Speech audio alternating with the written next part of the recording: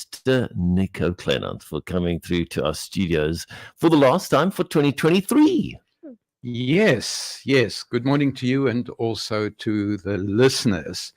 I put some random thoughts together about today because I didn't particularly want to work too hard, but there are some things that are on my mind. Do you know that this month, Pick n Pay staff, junior staff, are going to spend 48% of their take-home salary on taxi fares? Sure. Now, I'm not nailing Pick n Pay. I'm actually telling you this because when you go shopping at Pick n Pay and you're dealing with junior staff and they seem upset or tired, there's a reason why they're tired. If I'd had the figure for ShopRite, or if I had the figure for Checkers, I would have given you that figure. I just happen to have the figure for Pick n Pay because that's the listener who contacted me. If you're a government intern, you get 3,500 rand per month. If you live in Khayelitsha and your internship is in Muizenberg, you're going to spend more than 50% of your allowance this month on getting to work. And with the rest of your money, it's Christmas time, you've got to buy gifts, you've got to pay accommodation, you've got to buy food. It gets tough out there for youngsters, and we need to be aware of that when we're dealing with them in public and wondering why it is that sometimes they demotivated. A few days ago, the National Health Insurance Bill was passed. And you would have heard in the news that we can't afford the bill. I agree, we can't afford the bill. But the reality is we've got to have some kind of national health scheme. We can't have so many people falling outside the net. But the good news is that we have an extremely powerful constitution. This will be referred to the National Constitution, to the National Constitutional Court. It has to go because Parliament didn't do its work properly, and there are two counts where it doesn't comply with the Constitution. One is this particular bill tries to centralize power in the national government. Health is not a national government issue. So it's got to go to the Constitutional Court test. In addition to that, this bill is poorly thought through. There are aspects of national health that doesn't even fall in the legislation as it exists or as it is proposed. So don't panic. It will go through the test. It will be fixed, and we will then get something which complies more with what would have happened if Parliament had done its work properly. A listener asked me the other day why I spend so much time moaning. It's simple. I'm a Christian. And while on earth Jesus showed he cared about society, and I care about society. That's why I moan. This week, I open my home over holidays, obviously, and a lot of kids come and spend time there, particularly kids from townships.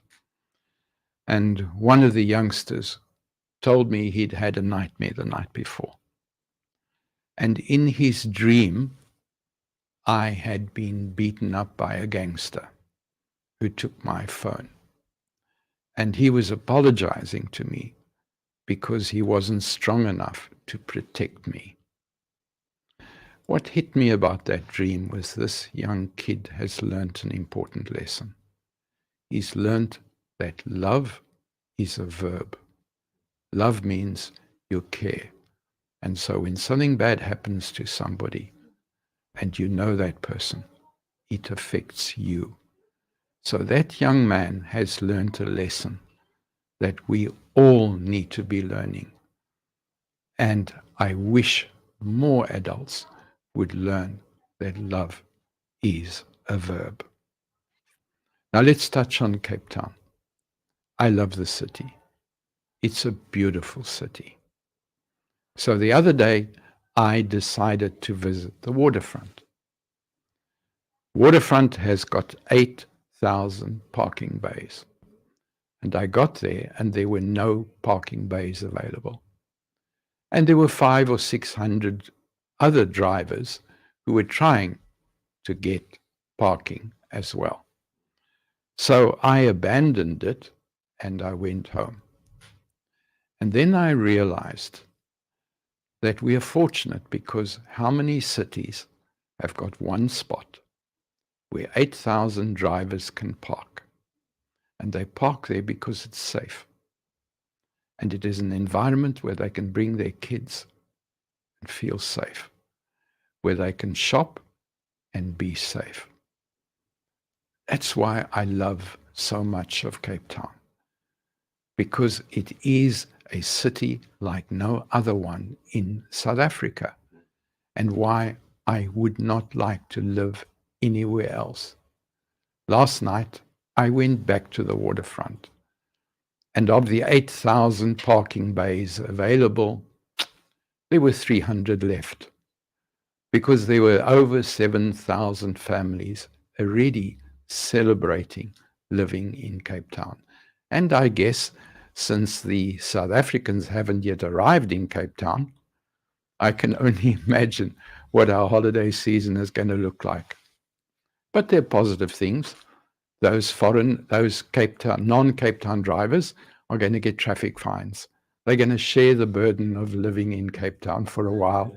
And we are going to benefit when they go back. They're going to leave a lot more money in our city coffers, so that next year we can buy more cameras to put up and make more money. The joy of living in Cape Town. On Friday, CCFm organized an event at Artscape.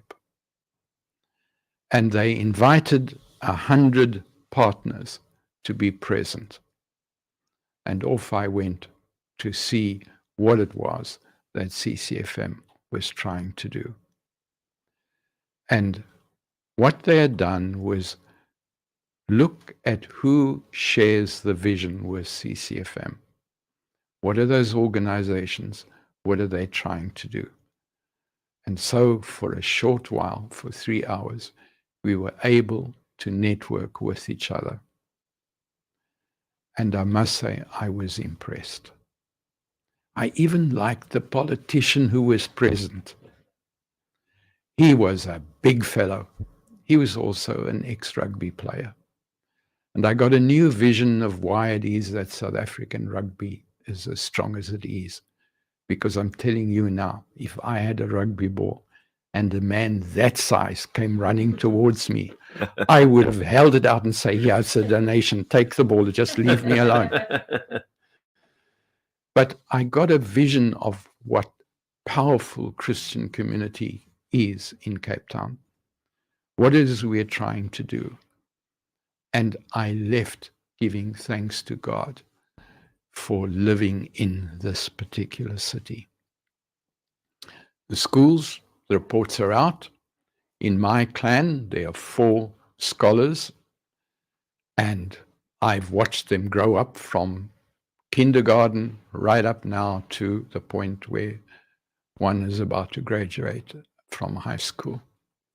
And I've watched all the tension that the whole family goes through at exam times, waiting for the report, reading the report, and then sighing a relief. I wish sometimes the scholars would feel as much relief as we do when those reports arrive. Now, to the listeners, I want to thank the moms and dads who make sure that their kids are learning about financial planning. That's really important to me, and I appreciate that. I want to thank the listeners who contact me prior to marriage, because they realize they need to find common goals in that new relationship around financial planning. And I also feel sad when those listeners who've had recent deaths in the family, and they've now coming to terms with the grief and the financial problems that have come up. And I want to encourage listeners, when you draw up your will, discuss the content with your family while you're alive. It's not an easy topic to do, but it saves what happens in the family after death. It makes their journey easier, makes their grief easier, and at the end of the day, that's really what you want. Now, to all of you, I wish you a pleasant, happy, and holy time as you celebrate with your family. We are a special nation, and I wish you well over the next year. Thank you. Thank you, Nico.